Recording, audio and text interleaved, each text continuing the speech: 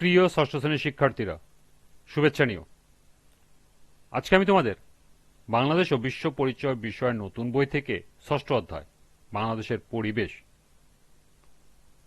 এর ৪৮ পৃষ্ঠা থেকে সংক্ষিপ্ত উত্তর প্রশ্নের সমাধান করে দেব। প্রথমে তোমাদের বলবো, যারা আমার চ্যানেলটি সাবস্ক্রাইব করো নাই তারা আমার চ্যানেলটি সাবস্ক্রাইব করবে এবং আমার সাথে থাকবে।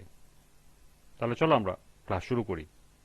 বাংলাদেশ ও বিশ্ব পরিচয় ষষ্ঠ অধ্যায় পৃষ্ঠা নং ৪৮, সংক্ষিপ্ত উত্তর প্রশ্ন। ১. সৃষ্টির শুরুতে মানুষ প্রকৃতির উপর বেশি নির্ভরশীল ছিল কেন? ২. জনসংখ্যা বৃদ্ধি কিভাবে পরিবেশের ভারসাম্য নষ্ট করছে? ৩. গাছপালা কমে গেলে আমাদের পরিবেশের ভারসাম্য নষ্ট হয় কেন? তাহলে চলো এখন আমরা ৩টি প্রশ্নের সমাধান দেখে নিই। প্রথম প্রশ্ন ছিল, সৃষ্টির শুরুতে মানুষ প্রকৃতির উপর বেশি নির্ভরশীল ছিল কেন? সৃষ্টির শুরুতে মানুষের জীবন ছিল খুবই সহজ ও প্রাকৃতিক। তখন মানুষের কাছে আধুনিক বিজ্ঞান, প্রযুক্তি বা উন্নত যন্ত্রপাতি ছিল না। মানুষ খাদ্য, পানি, পোশাক ও আশ্রয়ের জন্য সম্পূর্ণভাবে প্রকৃতির উপর নির্ভর করত। তারা বন থেকে ফলমূল সংগ্রহ করত, পশু শিকার করে খাদ্য জোগাড় করত এবং নদী, ঝর্ণা ও প্রাকৃতিক জলাধার থেকে পানি ব্যবহার করত। গাছের ডালপালা, পাতা ও পশুর চামড়া ব্যবহার করে তারা পোশাক ও আশ্রয় তৈরি করত। সুতরাং বলা যায়, সেই সময় অনুযায়ী জীবনের প্রায় সব প্রয়োজন মেটানোর জন্য প্রকৃতির উপরেই নির্ভর করতে হতো। দ্বিতীয় প্রশ্ন ছিল, জনসংখ্যা বৃদ্ধি কিভাবে পরিবেশের ভারসাম্য নষ্ট করছে? জনসংখ্যা বৃদ্ধি পাওয়ার সাথে সাথে মানুষের খাদ্য, বাসস্থান, পোশাক ও অন্যান্য চাহিদা দ্রুত বাড়ছে।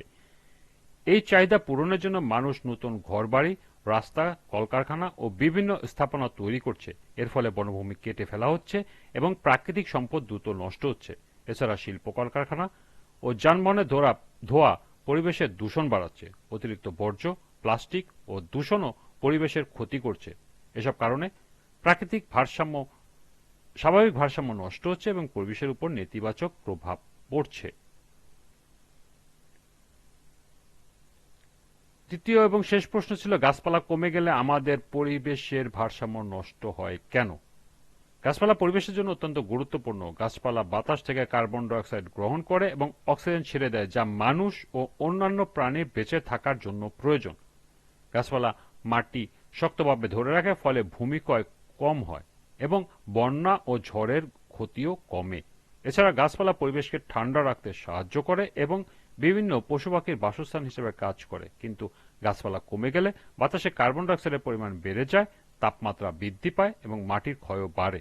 এর ফলে পরিবেশের স্বাভাবিক ভারসাম্য নষ্ট হয়ে যায়। এই ছিল সংক্ষিপ্ত উত্তর প্রশ্নের ৩টির সমাধান। আজকের ক্লাসটি এ পর্যন্তই।